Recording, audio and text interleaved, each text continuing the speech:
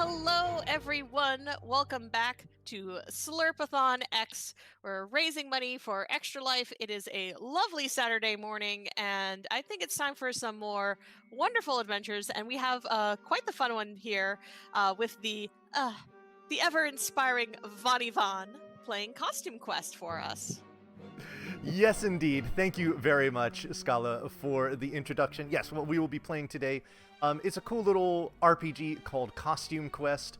It's one that I've been working on lately this year. And speaking of work on this game, I'll be talking a little more about that as we go on. I realized, you know what? I need to, I need to let folks at in the Costume Quest, um, The Discord? yeah, the Costume Quest Discord know that I've got a run. Don't worry. Uh, I did the same thing for the Haven Discord, but I was like, luckily enough, my dear commentator Bloop was able to go like run over there and be like, "Hey, we're doing a thing." yes, doing thing. Okay, cool. All right, that is good. So, okay, we're going to go ahead and start a new game because that's typically how speedruns work. All right, so we're gonna dive right into the lore here. I can skip this cutscene, but I won't.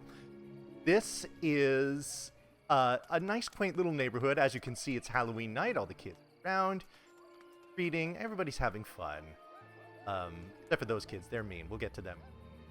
But what we have here is we have a family here. We got mom and dad.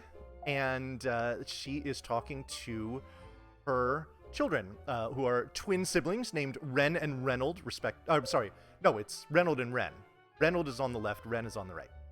And she's saying, hey, I know you're new to this neighborhood, like we all are, but I want you to go out on Halloween night and make some friends. And they were like, no, we just want candy.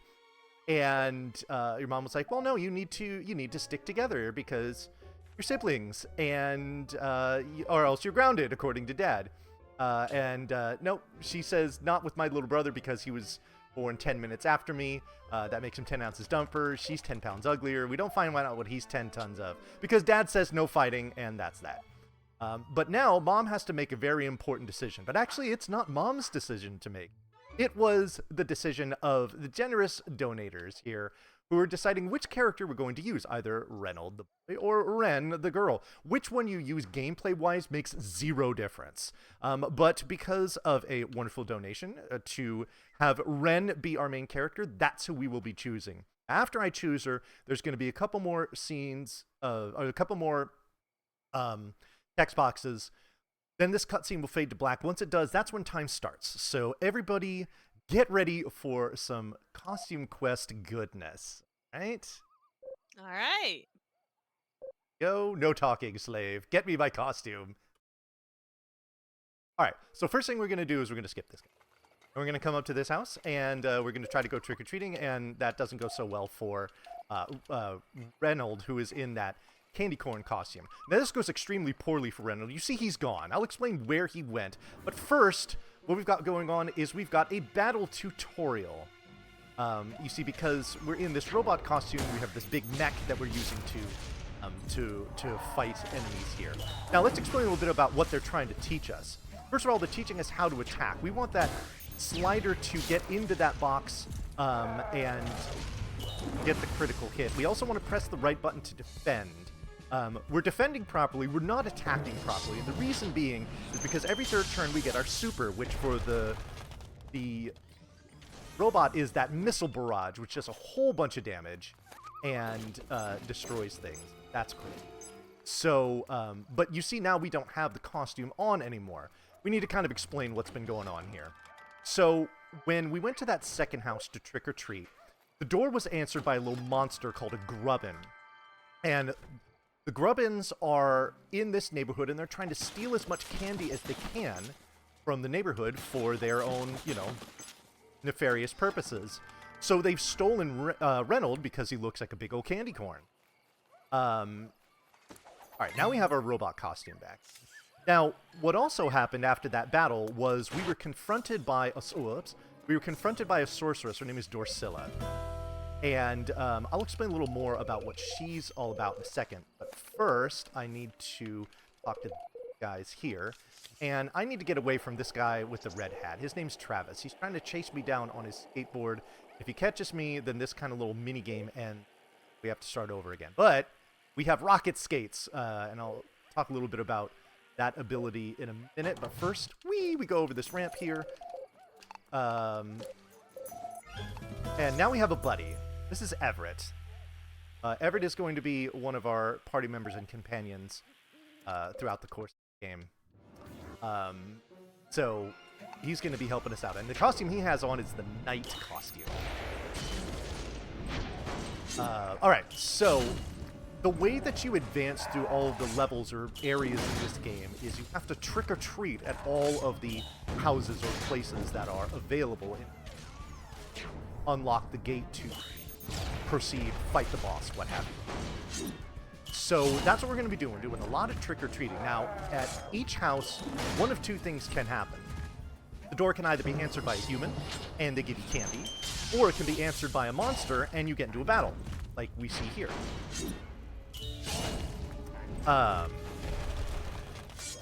Now, which houses have candy or monsters or whatnot is completely fixed. So this is candy.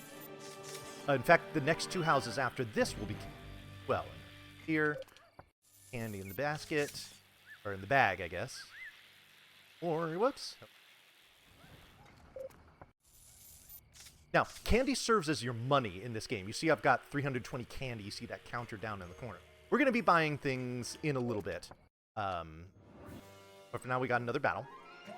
Now, this particular battle is noteworthy because it's got these types of enemies in it, which are essentially, you know, for just general purposes, these are essentially white mages and black mages.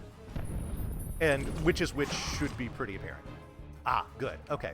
So, white mages need to be eliminated immediately because they can heal and prolong fights, and as a speed one, we really don't want that. And unfortunately, I screwed up and didn't hit there. So, that can be a problem. Fortunately, we have the super, which does damage to all enemies, and on top of that, and you'll see here, after this attack, it will even do a little damage at the end of the round as well.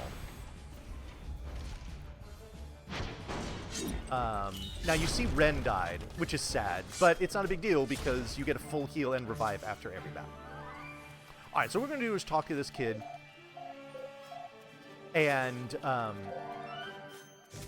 what we're going to do is we need to now fulfill a quest where we are... Whoops. Where we are trying to get into the party that they're having that has a patriotic theme. So something that is unmistakably American as our costume in order to get into this party. But first we got this battle here because again, clear out every single house here trick-or-treating in order to proceed.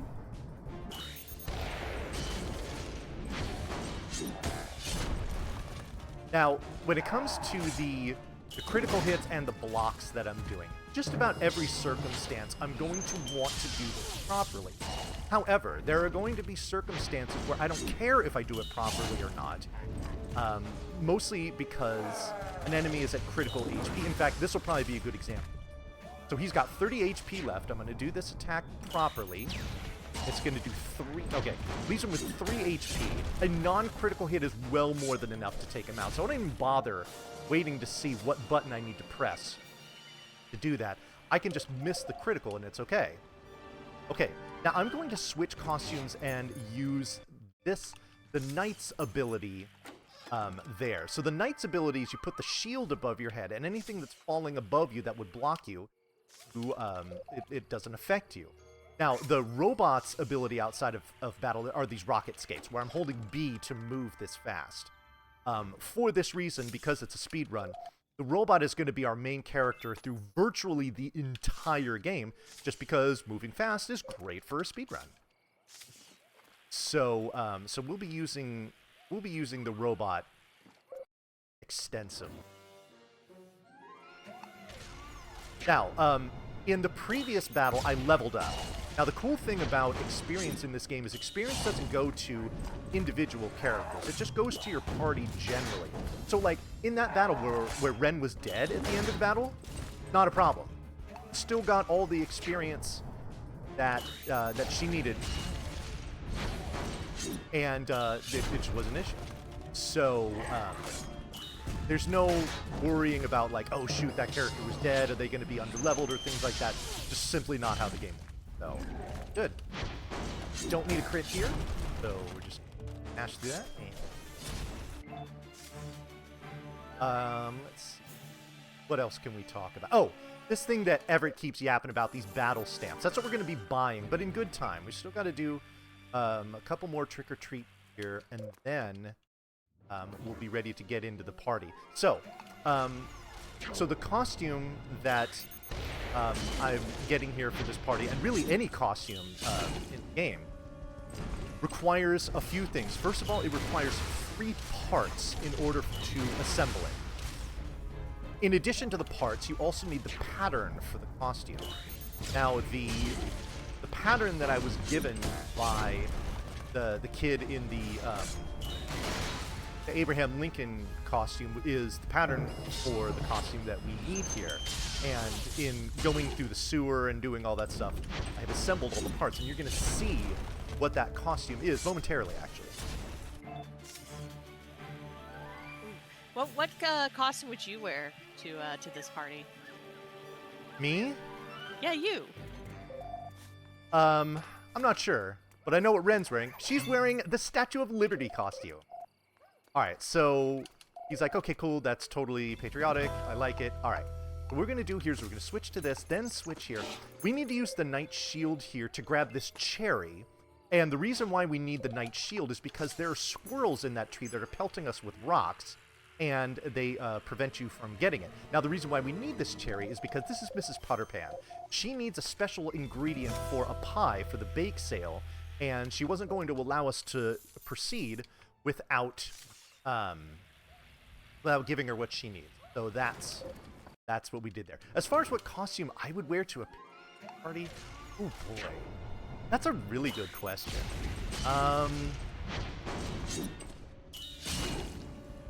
I'd probably go as like Abigail Adams. Okay.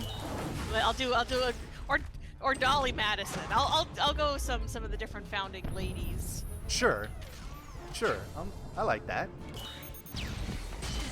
Oh, to explain a little more about the story of what's going on here. So after we did the battle tutorial, we got confronted by a sorceress named Dorsilla, who is going to be the main antagonist of the game throughout pretty much the entire thing. And what she did is she revealed that she is the one that is in charge of all of these grubbins that are trying to steal candy from houses in this otherwise quiet neighborhood. And so what we're trying to do is we're trying to stop her because she is ruining Halloween. She's stolen our brother. We're gonna get totally grounded. Like, none of this is cool. I feel that Red would rank that as ruining Halloween. I'm going to get grounded. Stole my brother. Yes. Yes. In that order of priority. Actually, the main priority is not getting grounded. And so in order to prevent this, we obviously cannot allow our brother, who we were put in charge of by Mom, to be eaten by monsters. That's the kind of thing that gets you grounded, probably for life. Oh, so yeah, forever. So it is imperative that we do not allow this to happen. We are willing to fight in order to prevent this.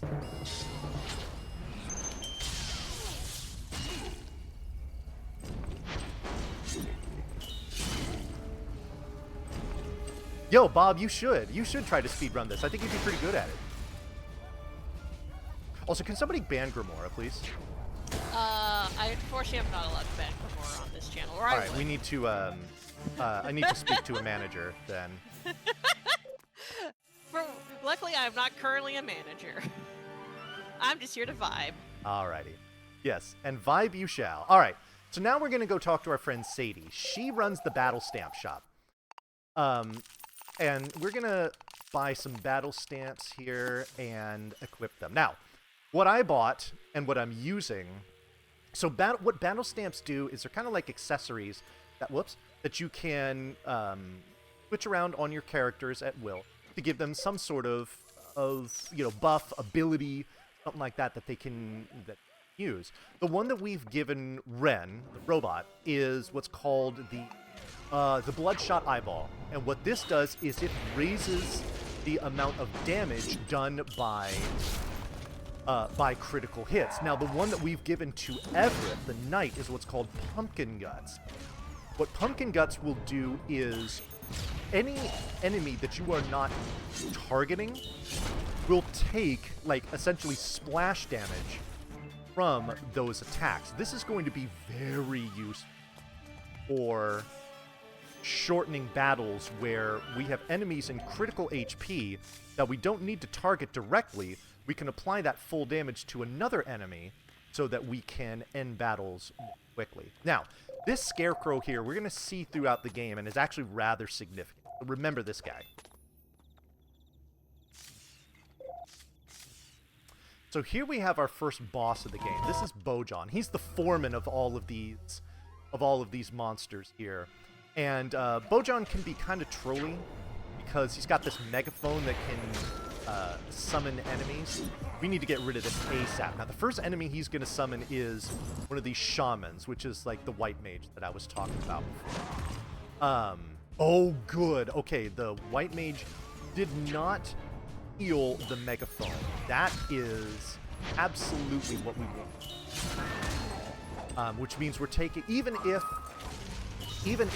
the shaman decides to heal the megaphone, we're still taking it out this round because we have our super. There. Okay, we can actually, I'm actually going to target the shaman. Oh my god. But between the fire damage and the pumpkin guts damage, there goes the megaphone. That's going to make life easier now too. Please stop targeting Ren. If Ren dies in this battle, I will have to start it over. Because Ren is just really, really important. Oh my goodness. 1 HP. That's a target of Ren. What are you doing? You're healing yourself. Great.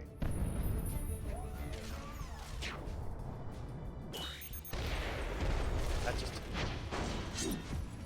Okay, at this point, just don't target.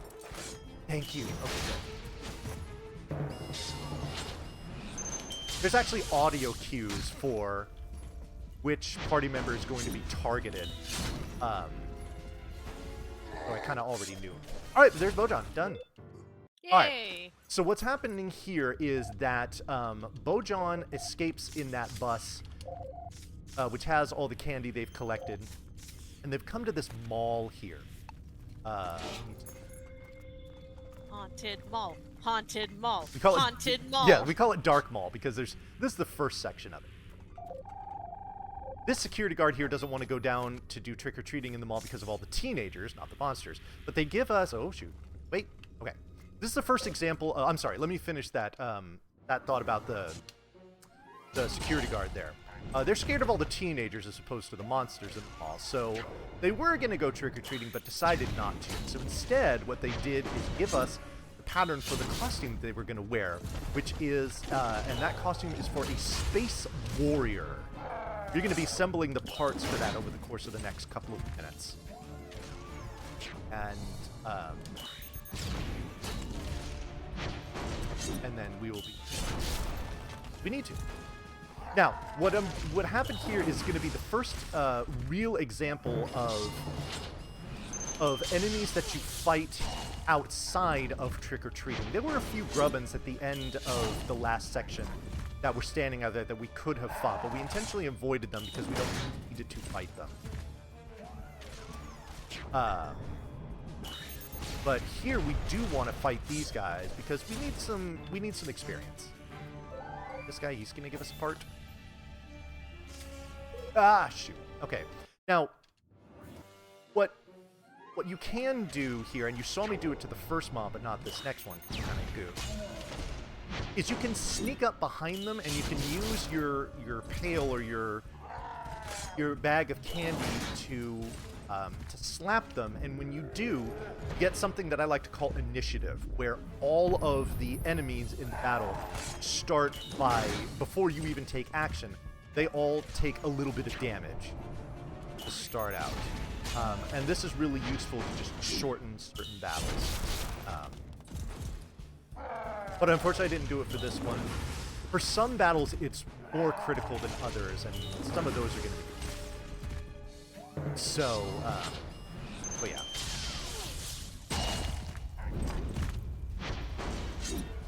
Now, you see me doing specials as often as I can with Ren, but you don't see me doing them with Everett. The reason being is that Everett's special is not an attack. It is a defensive. It's a defensive buff, which is actually going to be super important for a boss fight that'll be coming up. But for general purposes, it's not useful in regular battles. It doesn't really save time or give special benefit. Okay. Yes, being the father of a teenager, I can tell you just how terrifying they can be.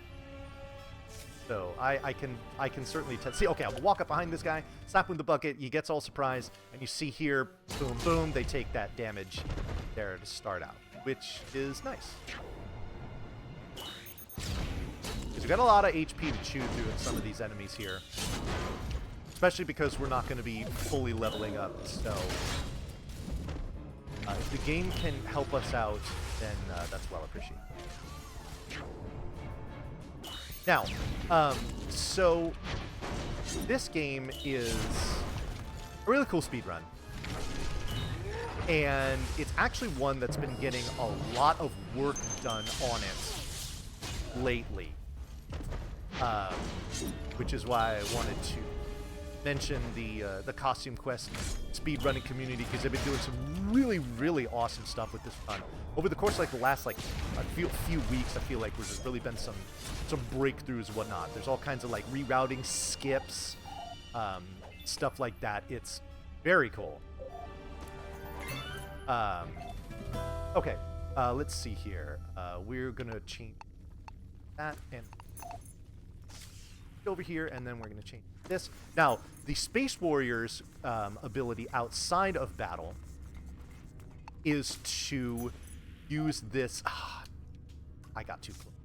Is to use this sword to light up these dark areas, which we need to do because Everett is terrified of the dark and absolutely refuses to go into any areas that are too poorly lit. So, do that now. That here. And when we do, there is this enemy that's standing here waiting for it.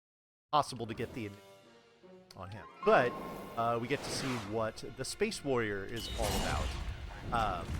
The Space Warrior is similar to the robot in battle in that it is stronger. Each costume has some, just kind of passive buffs and in some cases debuffs that you get just by wearing them. And for the robot and the Space Warrior, it is a slight increase to your attack power. The characters themselves, Ren, Everett, and another one that we're going to be getting shortly, the characters themselves don't have any stat differences between them. Now, the Space Warrior, they do have an attack as their special. It's a big hot rock coming out of the sky, do damage to all targets, but heavy damage to its primary target. As battle's over. Oh, alright. Okay, so keep going through. Ooh, sweet. Alright, I'm just gonna wait here for just a second. Here, turn around, slap you, and we can get the initiative. So, these medics here are just like the white mage, especially as the main. Priority to take them out first.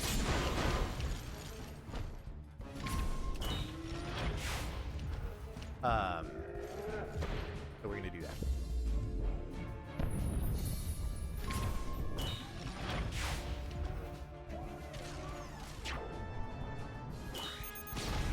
Oh yeah, the inflatable The ones that are usually trying to draw your attention to like car dealerships or whatever. I feel like that's where I normally see them. Wild waving inflatable tube man. What's That that? would be a wild waving inflatable tube. That'd be a fun like Halloween costume actually. Yes. Oh no, Everett's gonna die here. That's not good. Oh, why did I attack you? This could be bad. That was not very smart. Alright, I obviously have to hope that I kill you. Oh, did I? I had my... Oh, thank God. Okay, good. Alright, the penalty for losing a battle is you just basically get dumped right where you were and you just have to start over. Alright, this battle is one of the most dangerous battles in the game. And so getting initiative on this is really important. Even with the initiative, there's still a decent chance that I die here.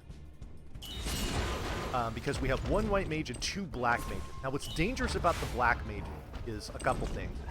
First of all, their attacks leave that fire effect, which doesn't go away after one round, by the way. But they can also buff their party members or even themselves. And when they do just a stupid amount of damage. Please kill this with guts. I did not. It has 1 HP left. I am probably effed, but we'll see. Yeah. Oh, maybe not. Okay. Ooh, this is going to be close. I think I'm going to be okay, though. Oh, yeah, we're set. All right, never mind. Phew, that was close. Okay, good. Yay! Got through it. Now we're done with Dark Maul after skipping this. Okay, into Dark Maul we go. We're trying to tell this guy about monsters. He just laughs at us. Whatever. I'm going to the arcade. I'm going to talk to these kids that are being forced to play these arcade games to get tickets so that these guys could get more candy. So now we fight Bojan again. This is the second of 3 times that we will fight him. We're going to take out his henchman first because in order to finish this battle, you need to defeat all of the enemies. So we're going to take out the one that has the least HP first. And they do pretty much equal amounts of damage. So it's not like I'm exposing myself to danger by allowing Bojan to...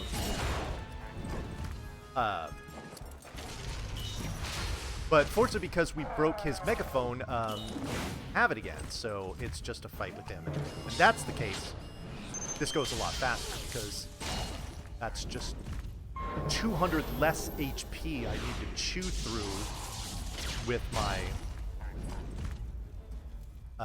my characters here in order to battle. Next hit.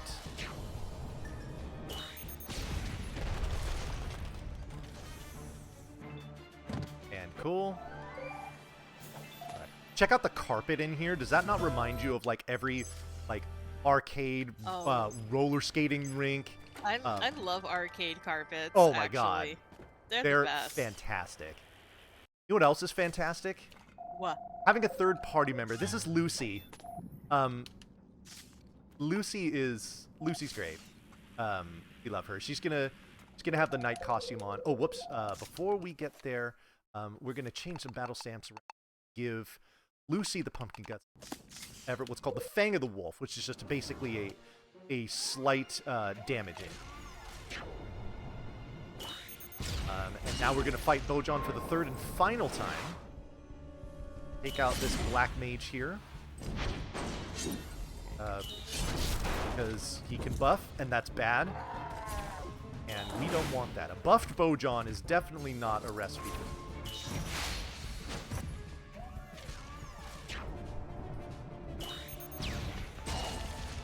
Oh, they are super vibes, Sparko.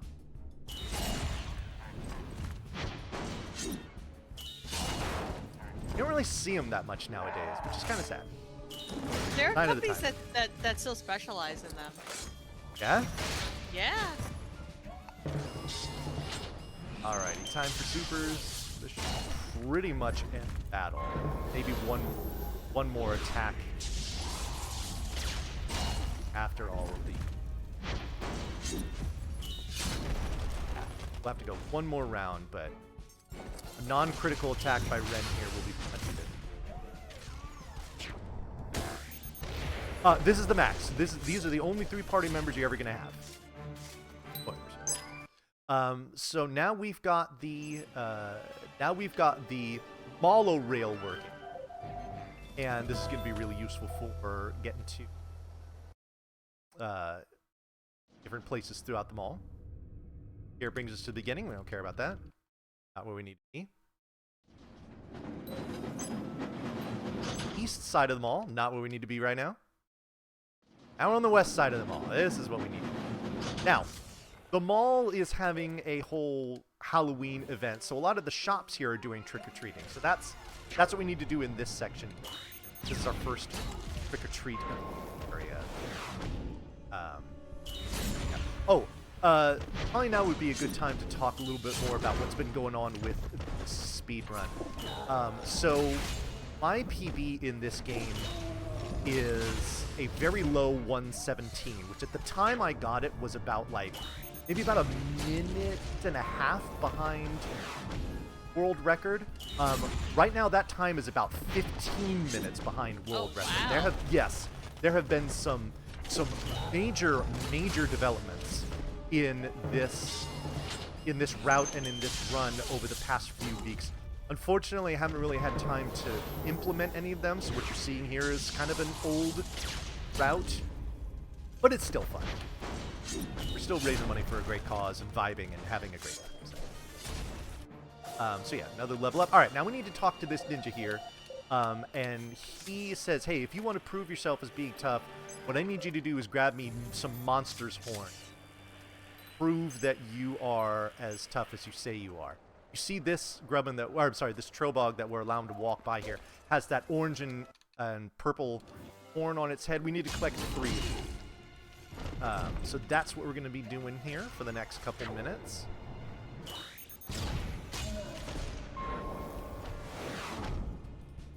So yeah, this section here is basically just, some battles, trick-or-treating.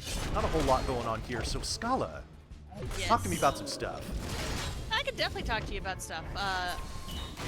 First of all, it's really fabulous to be once again back at Slurpathon, raising money for Extra Life, which raises funds for the Children's Miracle Network hospitals. For Slurpathon, the proceeds are going to be going to the Alberta Children's Hospital Foundation. So, really fabulous thing to be raising money for. If y'all don't know about Extra Life helps bring together gamers all around the world to play games in support of their local Children's Miracle Network hospitals. Since it started back in 2008, Extra Life has raised over $100 million for sick and injured kids.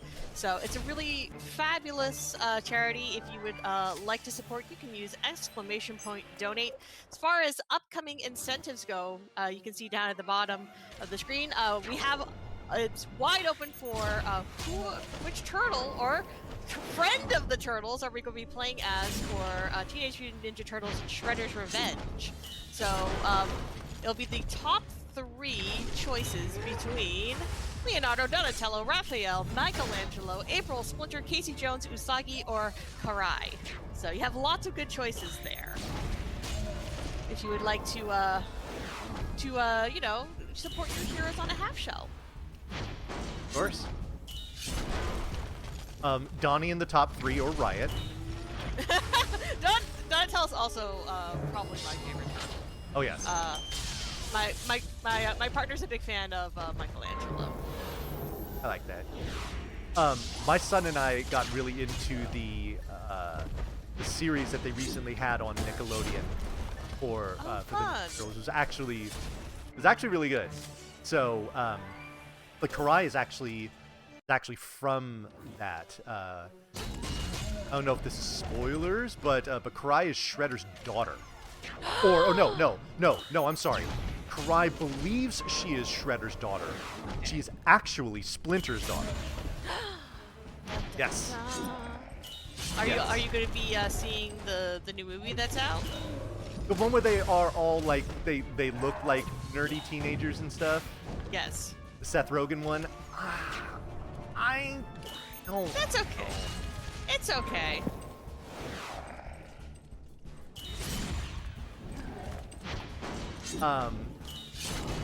More relevant. Have you picked out a Halloween costume yet, or do you wait till it's actual like October scary times for that? Do I already know what I'm going to be? What I'm going to be dressing up as for Halloween? Yeah. I don't. Typically, we do a theme at work, at my office, and we haven't discussed that yet. So probably wouldn't be a bad idea to start talking about that soon. Honestly. Add to the meeting agenda. All right, so we've got our second horn for our for the ninjas. This is our third one here. We'll do a couple more things before we go turn them in, but the last of the battles that we need.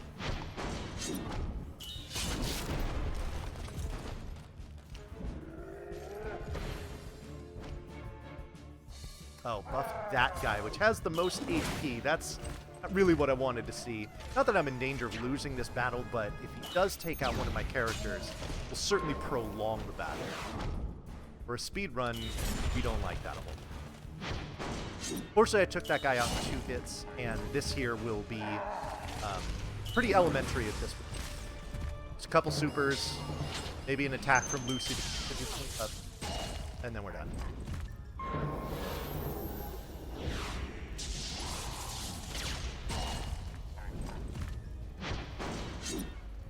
Now, one thing that I actually find pretty interesting about this speedrun is that as far as the controls and everything, the menuing and everything like that goes, especially compared to other RPGs, it's really, really simple, okay?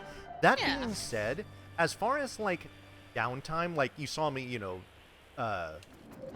taking a drink from my water cup there's not a whole lot of opportunities for that. It is, you're doing inputs pretty much throughout the entire run. All right, so we got the horns that we needed. Now we have everything for the ninja costume. We will actually use the ninja costume for a grand total of about like 3 seconds. So for all of you ninja fans out there, I'll let you know when it's coming up, but it will be blink and you miss it, as they say.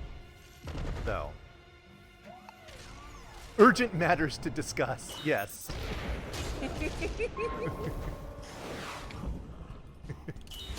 No, it's the worst though when someone actually sends out like those, like emails. Who among us is willing to dress up as Buzz Lightyear? Buzz Lightyear's a fun costume though. I don't know. We need to decide on it. We did one. I think my favorite one by far that I've ever done with the office. We were in an office where it was a few men and we had one woman that was working there. And we were just like, I'll do with all you guys and woman. And it hit me like a bolt of lightning one night. I was like, oh my god, we're doing Anchorman. And she could be Veronica Corningstone. Because she was tall, she had blonde hair. It was perfect. And I was so for that I was Ron Burgundy. I went full natch on the mustache. It took me about 2 months to grow it out to a satisfactory level of robustity. Oh, that's not it. But it was all hair growing from my own face, and it was glorious. I appreciate the commitment to the bit. The thing is like, as you were describing the situation, my brain was just like, oh, you should have just been the Smurfs. Oh, that would have been really smart too. Huh. Yeah. Well, because that one could be like fairly easy. Like, it depends on how much you want to commit. But if everyone just wears like, you know, blue turtlenecks, and like white pants, and you know, the little like Smurf hat, like that's really all you need to do.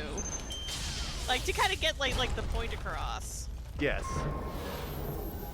But what we did at the office was we didn't just dress up like.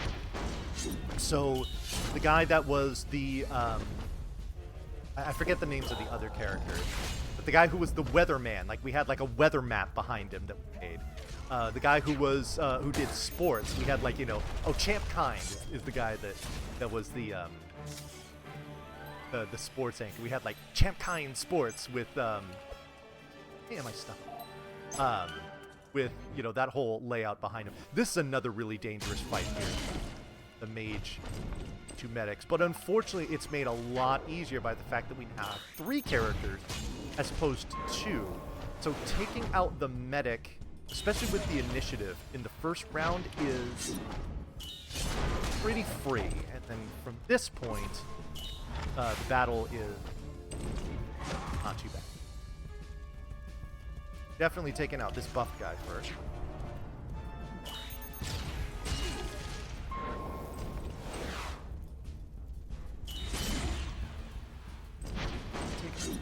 Oh, that's good.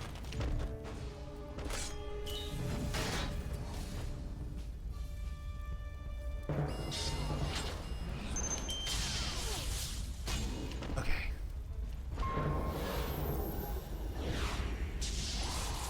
So this will be the last trick or treat over in this section. And oh, that's a level up. Candy. Out of here. Back down to the east side. All.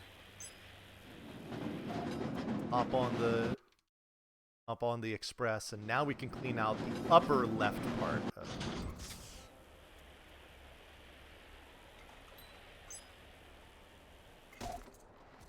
guy out of the way.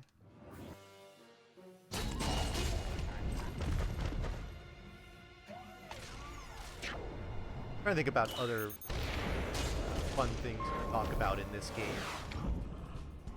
Stuff like that. So, when I did this for RPG Limit Break earlier this year, I did a category. It's just a contrived category that I call Cute Scene %, where we watch a lot of the really funny and charming cutscenes throughout the game, which is what gives this game so much of its charm and character. Skipping all of these cutscenes saves about 15 or so minutes. So, for an any % run, you can see why that would be pretty important. But for those of you that are watching this game, I'm really not spoiling a whole lot of the story, so if you still want to casual this game and experience that, I encourage you to do so. It is, it's a really, really fun game. It's another, for those of you maybe that have kids or friends or partners or whatever it is that you want to get them into speedrunning an RPG, this is an excellent place to start because, like I said, the controls and menuing in this game is very, very simple. But for someone to kind of get their feet wet with just the whole concept of doing a speedrun and the RPG speedrunning as a genre, this is a fantastic place to start. So that's something that's a plug I'll do for this. And in addition, like I said, there is a nice little speedrunning community for this game. There are a lot of really cool people, and I'm not just saying that because I'm one of them, but the others in the community, like Bob Loves Cheese, Deathmaster, Harsh, Trillion, several others whose names escape me, but they're all very cool. They're all very helpful. They're all very enthusiastic about this speedrun, as you can tell by them saving close to 15 minutes with the rerouting and the skips that have been discovered recently. So if you wanted to get into a speedrun where you have a good solid community that will be positive and will help you and stuff like that, again, this game is great for that too. It's always nice to have those sorts of games. Like we were talking, yeah. We were talking earlier with Haven. Haven is kind of like very much the same way, and Haven is designed like as a casual experience. It's like it's so different than the speed run, and so that's why I often tell people like, hey, if you're watching me play Haven and you think it looks cute, just go play it. Yeah. It Oh, sure. it is absolutely worth your time, and then if you find that you really like it, you can come join the speedrun community, and we'll be super happy to have you. But also, I like the little ghost chandeliers that are here. They're so cute. Yes. All right. You know so what? I'm sorry. I'm looking at this scarecrow, and I'm like, I've been trying to figure out my Halloween costume. If you have something to talk about the game, go ahead and talk about the game first, and I'll talk about my thoughts for Halloween. Sounds good. All right. So the guy that we just talked to right before we came to do these trick or treats,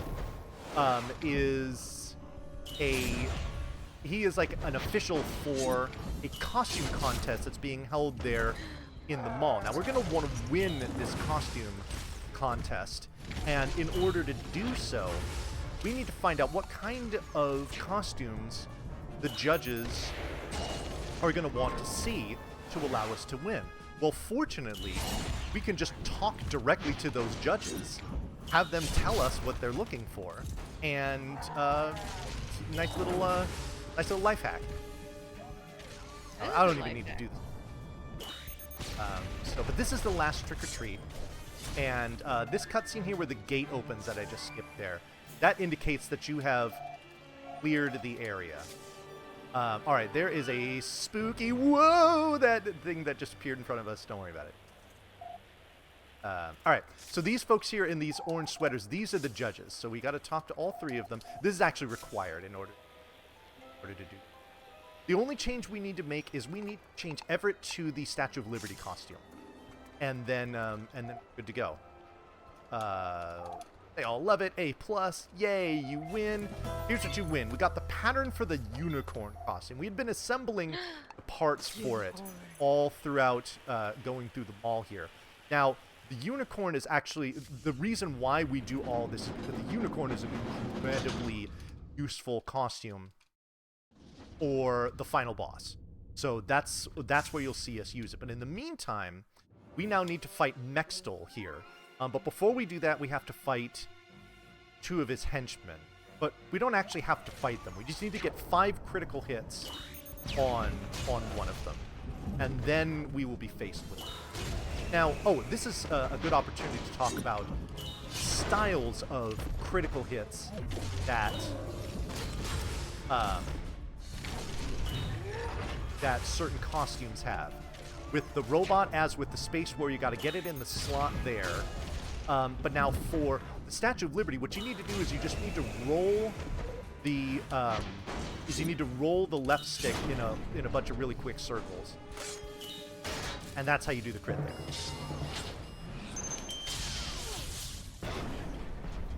So this is Mextel here. Mextel has 2 phases.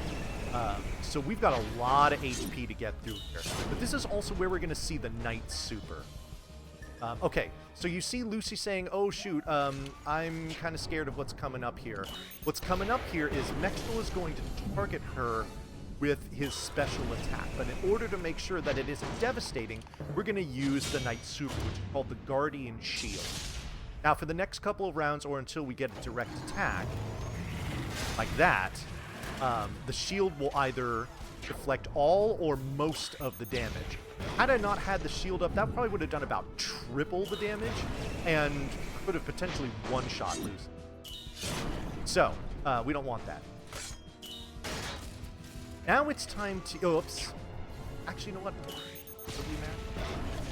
Now it's time to use the Statue of Liberty's special, which is using the healing power of America!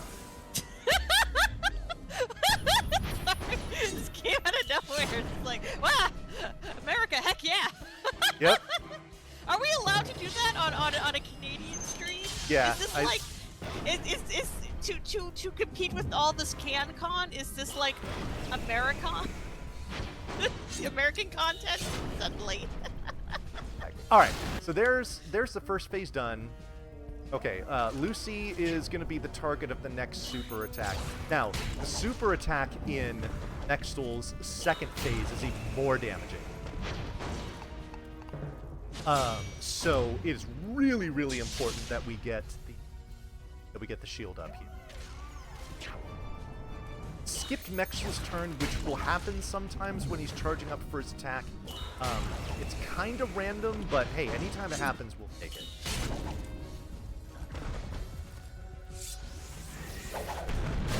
That's the super, which does damage to everyone, but the primary target not only takes an enormous amount of damage, but also gets stunned for the next round and cannot take any action. That's not so good. We are pretty close to finishing this fight here.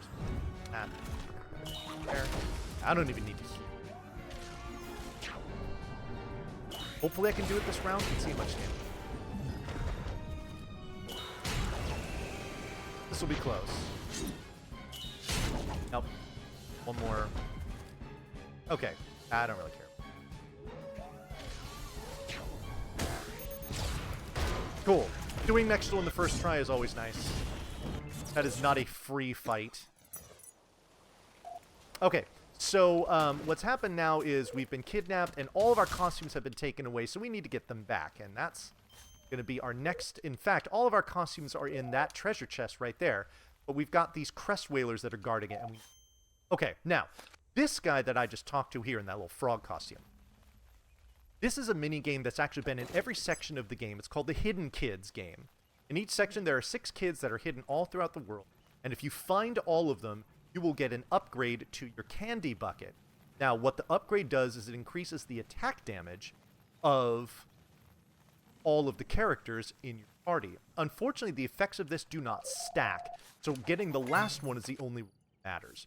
Now, the guy that I just talked to here, he is a French fry salesman. He came from the city, wanted to prove that he can make it on his own, came to this town to sell his fries, but he's not having so much luck, so he's asked us for our help. What he's done is he's given us this French fry costume in order to use its ability out of battle. You see I'm glowing here, to allure people with the scent of French fries over to his stand. But the first thing we're going to do, we're going to allure these crest whalers into this barn and trick them into getting trapped in there, so that now that they are no longer here.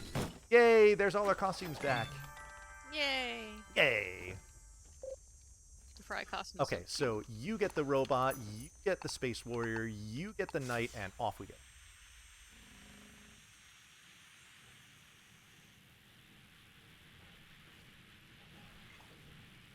Second hidden kid is right here. Alrighty. Now, this section here is about, like, I think it's like 10 or 11 trick-or-treats in a row, so not a whole lot going on here. Scala. Yes. Oh, tell us about, you were going to tell us about something about a Halloween costume. So I've been debating, like, so I have, like, idea for that would be like the really over the top idea, which the really over the top idea would be to be Audrey 2 from Little Shop of Horrors. Oh. Well, because okay. So one of the things I did is I there's a whole subset of DIY for papercraft for doing low poly paper masks, and you can make them big enough that you can wear them over your head, like for like an adult. Oh wow. It's really cool to do. It's a super. To be fair, it takes like, these are not for like paper crafting beginners. They take like I'm an experienced paper crafter. It still took me like a full day to make the one that I've done before, which is a black cat. Scully, you're just an experienced crafter, period. I know, but paper craft is the craft I consider myself to be the most experienced at. Ah. Okay. Though I usually do 2D paper craft. So, but even more than drawing.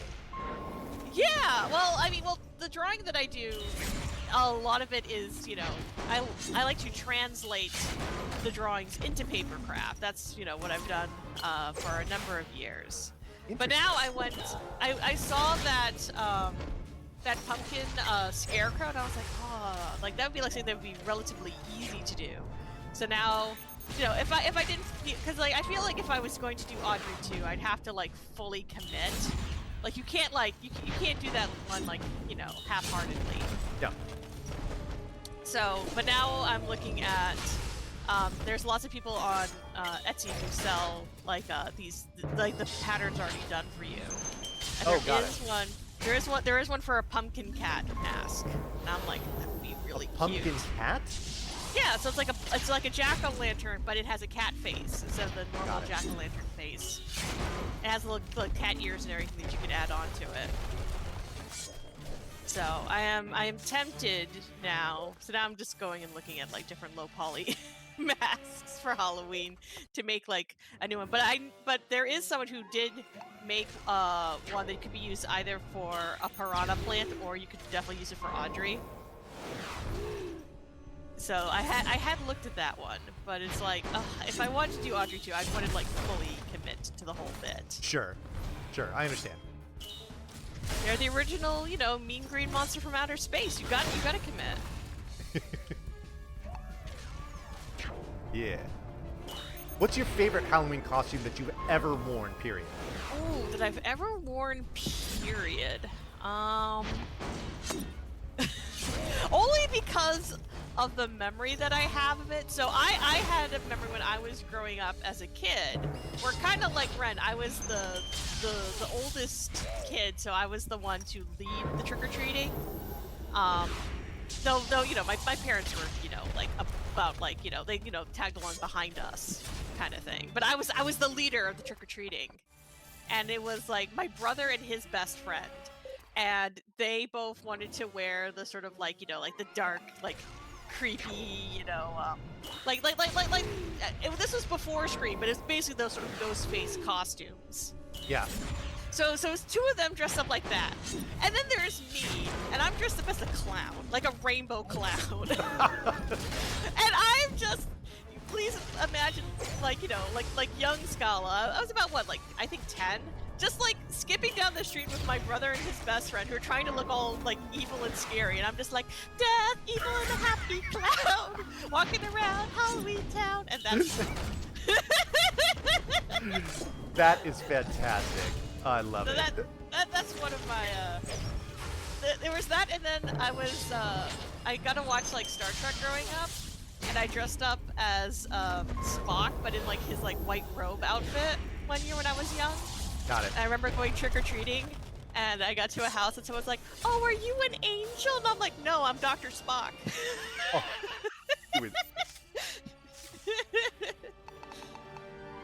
all right, so here we are going to we're doing a couple things. The first is we're using this Fry costume to allure this kid over to the Fry stand in order to give him the 3 customers that he needs to satisfy this quest. So there we go. Right after we started getting him, we stopped by Sadie one more time to pick up another battle stamp called the Rotten Egg, which we later on. Now, this is by far the best NPC in the game. This is the princess. She wants to get some French fries, and she is so enthusiastic about French fries that she's going to eat French fries till she pukes. And that's a total mood. And then we got the third one here, which is this little girl dressed as a devil. Gonna bring her on over. Now, she loves French fries just as much as the princess, but she's much more subdued about it, because you see, once we get over here, her reaction is, oh, rad, French fries. And there we go. They became friends. So now that we have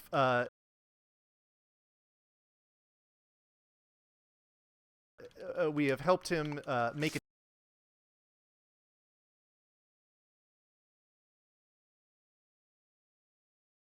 big, he gives us tickets to the carnival, which is next section that we need to get in. And some interesting stuff happens here. First of all, here's our third hidden kid. Now, we're gonna get in here. Now, I'm gonna let this next cutscene play out here, because this is the best character in the game. This is Dorian, all right? Now, Dorian is this mystic who is, he reveals that he is actually Dorcilla's sister. Taken aback by this, but he also reveals that he has been the one possessing all of those scarecrows that we've been seeing all throughout the game. And we're like, wait a minute. You've been helping us as the scarecrows. What's going on here? And he's like, listen, I don't like my sister. She's evil. She's terrible. But he unfortunately is too cowardly to confront her himself. So he's like, I see that you kids are doing it for me, so I'm just trying to help you out. So that's what he's doing. I mean, look at this guy. He's also a queer icon. Look at him. Yes. Just Absolutely. look at him. Okay? I'm appreciating. Yes, exactly. So that's the, yeah. So we love Dorian. Dorian's the best. And we'll see more of him later on, which is great. So yeah. So talking about favorite Halloween costumes, I think if it's not my favorite, it's up there. When I was in high school, I had really long hair. It was like more than halfway down my back. Oh, whoa. Yes. I'm trying to picture this now. Yes. I had very, very long hair as a teenager. And something else that I was also fairly into at that age was professional wrestling, like WWF kind of thing. Oh yeah. So there was one year that I dressed up as the Undertaker. Oh yeah. Dyed my hair black, put it down in front of my face, trench coat, black costume, but the real effect from the costume, or the best effect I would say for my costume, was I had an old tape recorder, which was not very big, and I hooked it onto like my belt. It was under my trench coat that I was wearing that you couldn't see it, but I on there I had a recording of the that standard funeral dirge that the Undertaker used as like his entrance theme. So throughout that the day, and the Halloween was on a weekday, so we all were dressed up at school. So throughout the day, anytime I would go into a classroom, one of my classes, there's the fourth grade kid. As soon as I would walk in the door, I would flip the light switch, or I would have my friend like go in and flip and turn off the light right before I came in, and I would turn on that funeral dirge and just walk through the door and walk to my desk very, very slowly. And the funny thing is that because I had the hair in front of my face, I had that whole theme going on. There were a lot of people who didn't recognize me. They didn't know who I was. And so it actually kind of freaked out a couple people. Because the Undertaker is supposed to be very, very cold and like intimidating and stuff like that. So I would go up and like get in the face of people and, kind of essentially play out the whole bit I'm sure you can picture.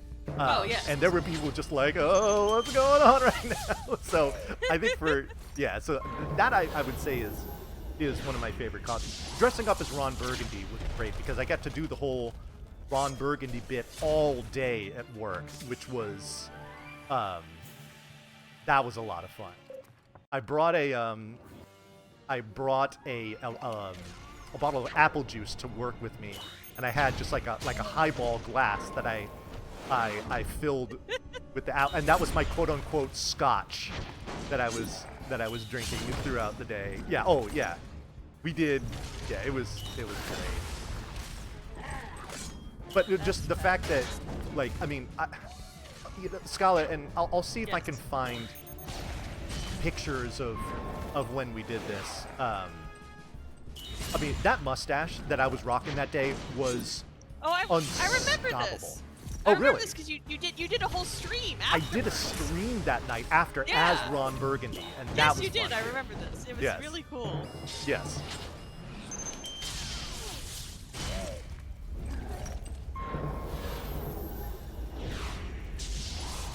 I'm trying to think of some other costumes that I've done. I've also done, cosplay though. I've never been like the best cosplayer. I had friends who like would actually like commit and everything. Yeah. I do hold the distinction of being one of the very few for Crisis Core Lazarte Serica's cosplayers. No one is surprised, as I'm one of his a dozen fans across the world. Yes. But actually, I liked cosplaying Cooking Mama. Actually. Oh, really? Well, because I could do that at my artist alley team. Yeah. Because it's a and like I had like a bright yellow apron and the little like pink scarf, like headscarf kind of thing. But the thing I did is I bought like a pair of cheap sunglasses and then I made like flames for when she gets all like fired up. Oh, nice. And so like that's how I would normally take like the photos. I'm like, do you want me like normal Cookie Mom or do you want me to be like the fired up Cookie Mom? They're like, what? And they like put on like the fire shades and it's like don't worry, Mama will fix it. All right, That's Ninja a fans, fun don't blink. Okay. Yeah, that's it. That's it. So, all right. So I'll explain what the whole ninja thing and what that whole cutscene was about. So, right now we're doing this fight right here on the top of a broken Ferris wheel, where a bunch of monsters have kidnapped some kids and are terrorizing them. And we need to get up to the top of that Ferris wheel so that we can fend off these monsters and save kids. Well, like I said, it's broken. We can't just like turn it. Fortunately for us, in the middle of town there is this daredevil. He's a human cannonball named Orzo. And we're like, oh, sweet. We can just hop in the cannon and just blast our way, essentially just shoot ourselves to the top of the Ferris wheel and problem solved. But Orzo's like, oh, no, little children, this is too dangerous for you. We can't let you do that. And so we're like, yeah, that's what you think. So we use the ninja's ability outside of battle, which is to, kind of like slink in the shadows, which the real purpose of that is to be able to move by enemy mobs without them attacking you. But in this particular case, it's required for this cutscene because we sneak by Orzo and we use his cannon without his permission. It's fine. Now the ninja it works in Secret of Mana. It's gonna work here too. Yeah. The ninja's ability in battle is called Kitsune Shroud, which is... It's actually kind of similar to the ability outside of battle, where you can, much like the knight, you target a party member, and they get the Shroud buff. And then for the next couple of rounds, any attacks that would target that the shrouded character are they just miss. Unfortunately, the ninja has the same crit style as both the robot and the space warrior, which unfortunately is a bit time consuming. So for the speed run to have all three of them doing that crit style, and he's not as strong as the others as well. So to have all three of them doing that crit style would just take too much time. But the ninja in battle does look really good. Okay, that's the last trick or treat here. We need to go Space Warrior here to get through this. Dark section. Good. True hidden kid number 5 is right here. Back to the Space Warrior to get through the darkness of the cave entrance. For the costume part. Alright. We're actually going to intentionally get into this battle here, because this is going to give us just enough experience to level up at an opportune time. Mm-hmm. So, otherwise this battle would be rather easy to... But we don't want to avoid it. We want the experience. Unfortunately, the reason why we take this particular one, which is nice, you see it's only 2 monsters that I'm fighting as opposed to 3, so the battle definitely goes faster.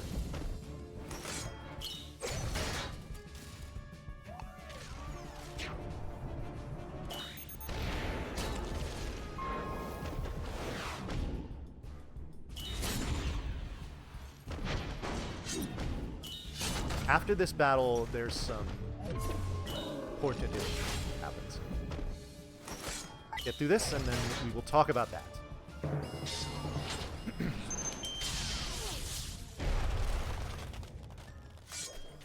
Go.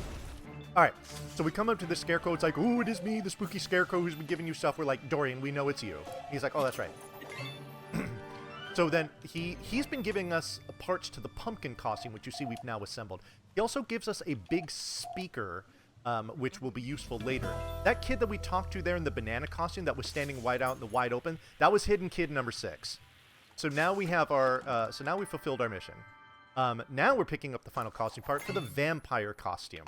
The pumpkin and the vampire costume are the other 2 that we will be using for the final bosses and I'll explain what those are about when the time is right. But now it's time for the maze. See, we're talking to this Grubbin, and he's like, hey, can you help us out? And we're like, dude, no, you've been mean to us this whole time. And he's like, well, oh, shoot, I'm going the wrong way. And like, yeah, well, listen, here's the deal. Dorsilla kind of stinks. She's been really mean to us, and now we want you to help us liberate all of our people from her. And so we're like, okay, I guess that's cool. I guess. Yeah, whatever. So in order to, and so how they are going to help us out is they are going to give us parts to a Grubbin costume, which we sneak past a guard coming up here.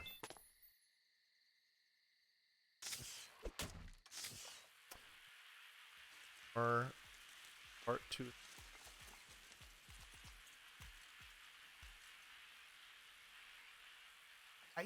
I. Okay. Third one.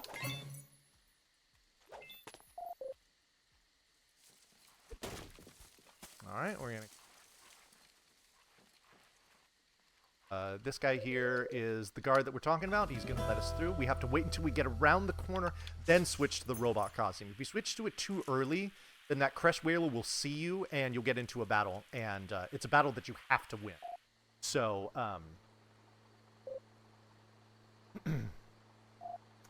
yeah, hold on. Let me just.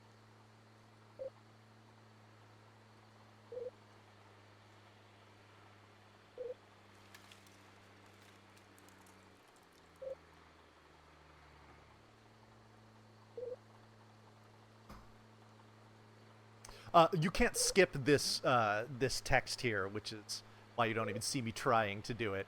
It is Mextel coming in for a second battle, coming over very, very slowly. And now this battle with Mextel is going to be really fast. It's not dangerous at all. He only has one phase. We're all a lot stronger now, so this is going to go pretty quickly. In fact, it should be done in just 3 full rounds.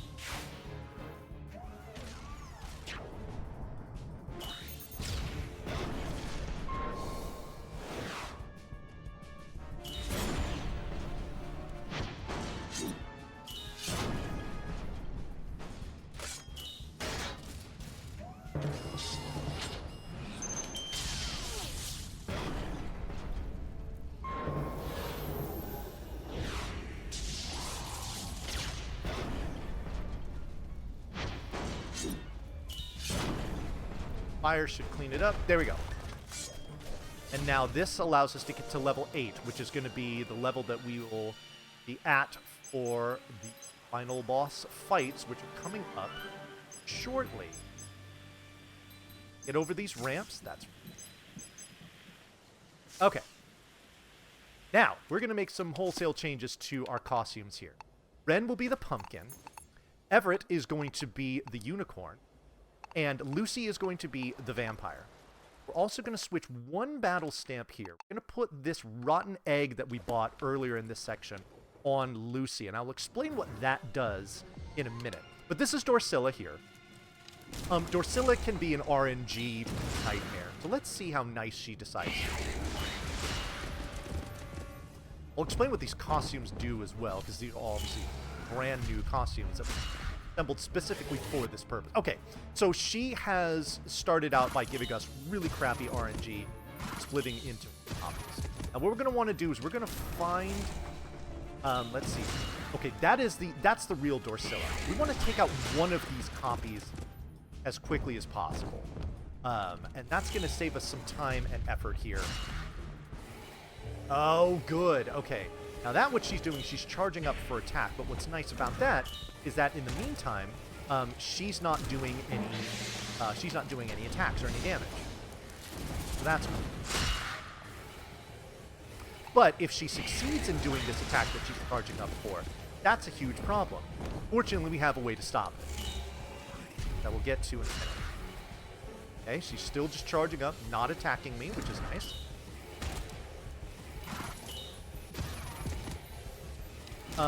Let's actually have you do attack on me. Your attack. that one to get rid of that. And now on this here, this is where we're going to use the Rotten Egg. Now, what the Rotten Egg normally does is it stuns an enemy for a turn, but in this particular case, it breaks her concentration, and it doesn't allow her to go through with finishing off that special attack that she had going. Now we're going to get to see the vampire special, which is called There's a Bat in My Hair. What this does is it does damage to all the enemies, but it also heals all of your party members a little bit too, which is very, very useful. All right, this is the pumpkin special, which is All Hallows Eve, and this does a bunch of damage to everything, and is very, very useful. So now we will see the unicorn special. We might see it in this battle, but we will almost certainly see it in the next one.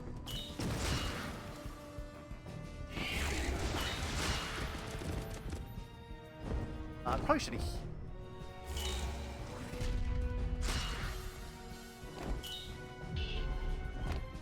Ooh, yeah, definitely got to heal.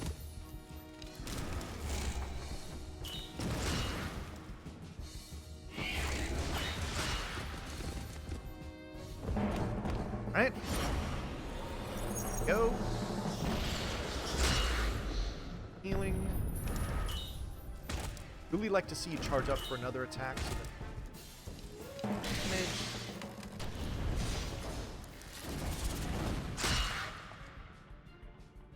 Now, the reason why we don't kill the other copy is because if we get rid of all of them, then she can summon them again, and that's really not something we want her to do.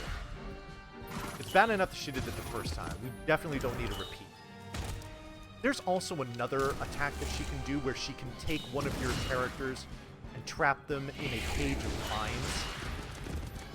And that is really time-consuming as well. So the fact that we're leaving one of her copies out here prevents her from doing that. That's kind of a nice little side effect. Do I have the special here? I do. Okay. So just for the fun of it, I'm going to show you what the unicorn does. It uses the power of pride. Look how rainbowy this unicorn is. Such rainbow! To do a full heal, but even further, that special will revive a dead character. I have to admit, I really enjoy the, did you ever play Robot Unicorn Attack? No. Oh, Vonnie, you never played Robot Unicorn Attack? I've never even heard of it. To be fair, it was a Flash game that was put out by Adult Swim. Oh, but got it was an infinite runner game, and it kind of got like known because it uses Erasure's Always as the song. Oh, okay. It was a very fun experience for sure. Cool. All right, so so that's Dorsilla down. Now we are going to talk to her again. You saw I switched some battle stamps, which I will explain in battle. And we're actually not going to fight Dorsilla. We're going to fight the real mastermind behind this, which is Big Bones. Big Bones, this fight is very, very dangerous. It is... I'd say there's about a 50-50 chance that that I fail this battle. So this is why I give a generous estimate, is if Big Bones decides to suck. Now, the battle stamps that we put on Ren and Everett give them passive regen effects, which you see processing there. This is going to really help us out to supplement the healing that we're going to need to do throughout this battle. And then the one that we've given Lucy, that flying tombstone, is one that increases her maximum HP. Now, remember before I was talking about how the costumes have buffs and in some cases debuffs. The debuff of the vampire costume is it reduces your maximum HP. So we use this flying tombstone to offset that and then some, so it doesn't make her nearly as squishy. Okay, so we've just seen normal attacks from Big Bones so far. We'll probably see a special attack or an unblockable attack coming up shortly. You know, just so I don't get hosed by that attack, I'm actually going to do it. Because Everett cannot die. He's by far our most important character. We will need to bring people back from the dead throughout the course of this fight, and Everett is the only one that can do it. And Everett took that unblockable. I'm really glad I healed. Okay, Good. That's some validation.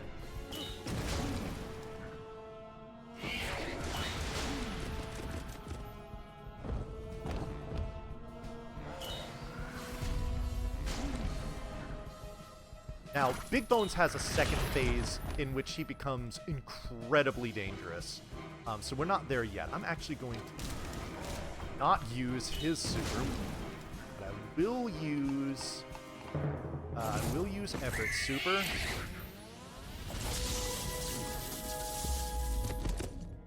Heal as precaution there. With everyone at pretty much full HP, I obviously don't need to revive anyone anytime soon.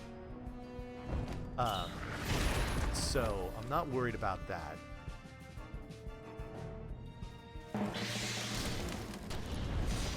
Now, Big Bones will go immediately shift into his second phase as soon as he drops below 1200 HP. Now, what we would like to do is time it such that... Oh, who you tower? Whoa, not what I wanted. Okay. Well, this will be fun. I think I'm going to do a heal here, and that should give me enough time to get another one back when I...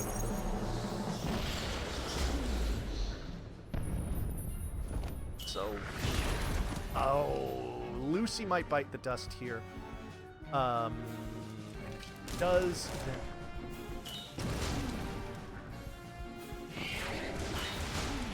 Okay, it's going to go into his phase right after the attack. Okay. Now... Oh, boy! Oh, boy! Okay, we've got the super. Helps.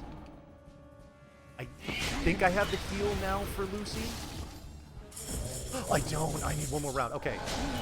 Hopefully this doesn't come back to bite me. Find out. Okay. Well, there goes Ren. Obviously, we need to bring her back.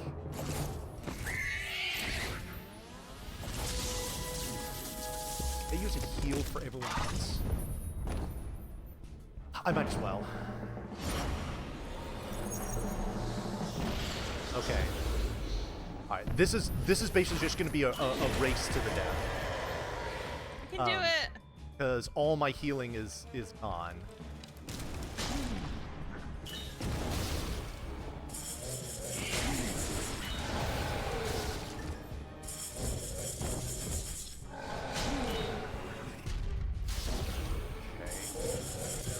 Oh no, boy. Okay. Oh, I had the super. I'm stupid. Oh god. Okay, I think I should be fine anyway. Once Big Bones' cutscene for his death starts, that's time. Okay, we're good. You know, and we'll style this. We'll do the super. Oh my god. Oh my god, that wasn't time. Okay. Oh, no. I thought that was gonna kill. Okay. Oh, How do I restart? It's whatever. Oh. Whatever. I got to do this battle again. I thought that was gonna kill. I don't know why it didn't. That's... Oh my god, that's weird. Okay, whatever. Remember, time is an illusion. Yeah. I really don't know what happened there. I think I'd have to reset my timer at this point. Not undone, yes. Yeah. Alright, so this battle, assuming it goes well, takes about 4 seconds. Let's add 4, whatever my time is, assuming that this is successful. Oh my god, are you... That's exactly what the extra time estimate is for, is because this guy can just be a big old jerk. Okay, again, Everett could die to an unblockable.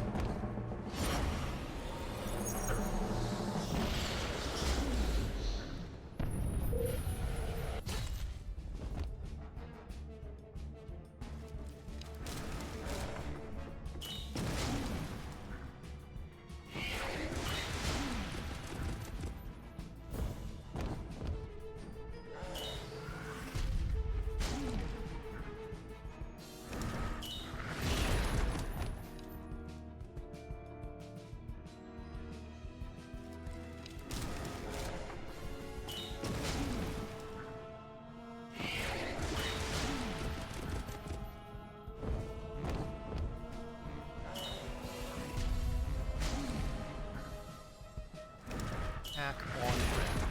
That looks good. Oh.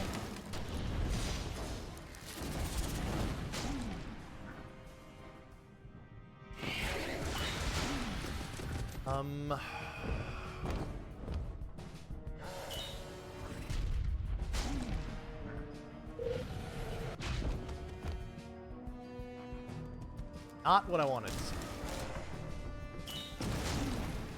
Now, here's the cool thing, though. Okay, so I'm going to revive Lucy. Now, Lucy would normally go third. Well, now that she's alive, she gets her turn.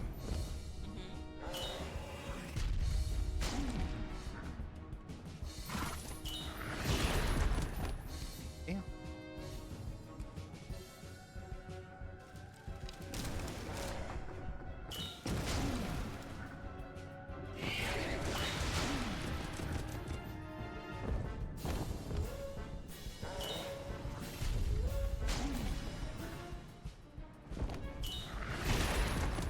This actually looks great.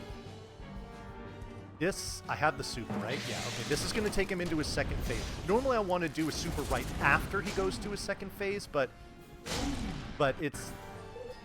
Yeah, I know.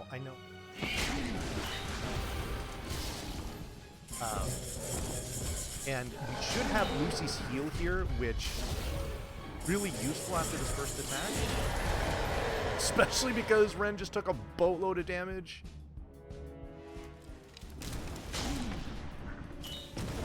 I'm gonna save Everett's.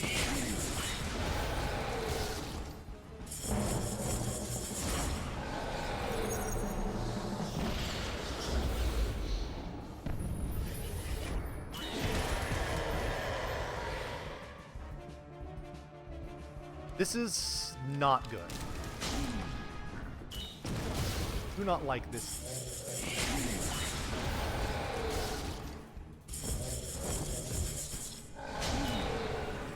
What are you gonna do here?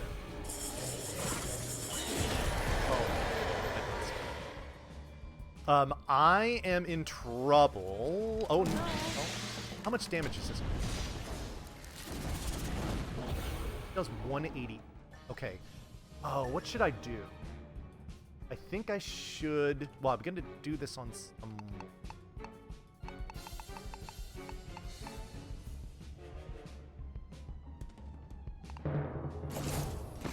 Maybe she could... I don't know. Does she have a heal now? She doesn't. I didn't think so. Just needed to survive long. Oh, that's a single target. That's excellent. Okay. Yeah, I think you can do 3 damage. There we go. Okay. That's for reals time. For reals time, yay! For real time, yay! So, down goes Big Bones, back from whence he came, and yay, everybody's happy. All right, so here's how things wrap up. So, with Big Bones and everybody's evil plans thwarted, we get our brother back. You see Dorian is driving the bus, and we've gone back into that place where we just were, and we're returning all the candy to the kids that had it stolen from them. Now, oh, one thing I don't think I mentioned in the beginning of the game was in that scene where you went over that ramp when Travis, the guy, was chasing you on the skateboard. Before that, there was a cutscene where there was a black cat that showed you something, like it was getting your attention and trying to help you out.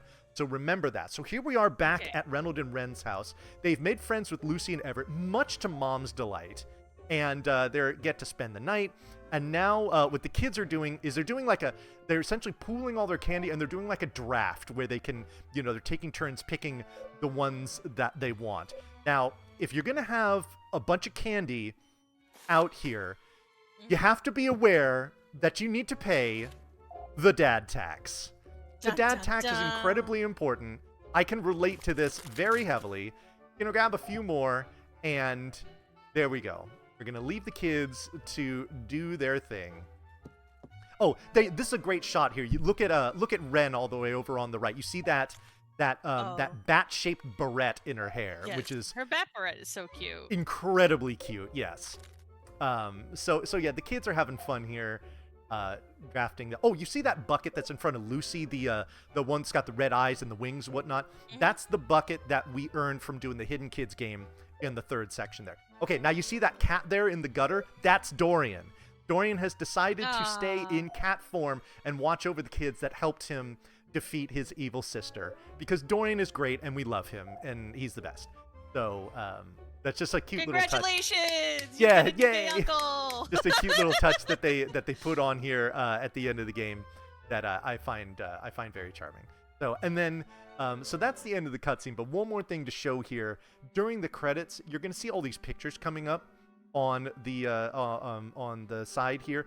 These are members of the development team, pictures of Halloween costumes that they wore when they were kids. And you see the one at the bottom, Elliot, there. You can tell that's clearly the inspiration for the robot costume that is used throughout the game. Cute. So yeah, just I thought that's really cool.